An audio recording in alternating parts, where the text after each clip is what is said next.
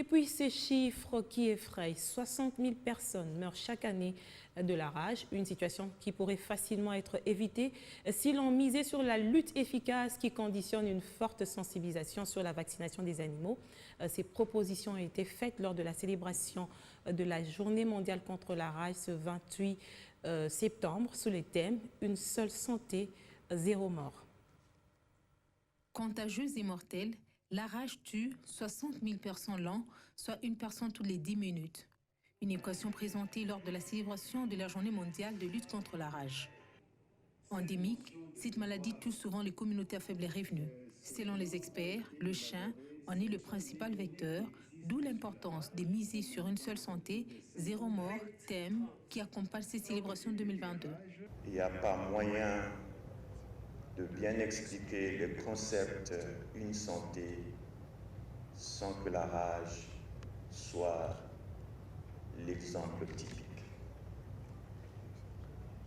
Et dans ce concept une santé, le fondement, c'est que la santé animale, c'est la santé de tout le monde. Généralement transmise par un virus à travers la salive d'un animal domestique ou sauvage, infecté lors d'une morsure ou par une griffure, 40% des victimes sont plus les enfants de moins de 15 ans.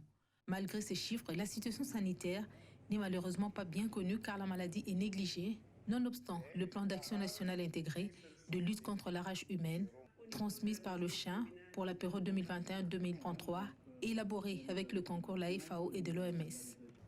Selon les données nationales, 213 personnes mortes de rage ont été enregistrées sur 11 067 victimes de morsures de chiens sur la période allant de 2010 à ce jour.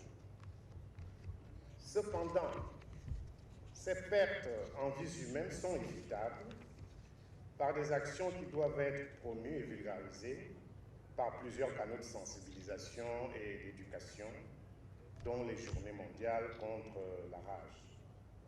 Il s'agit entre autres de la vaccination annuelle des chiens, la gestion responsable des chiens par leurs détenteurs et la vaccination d'urgence des personnes exposées au virus.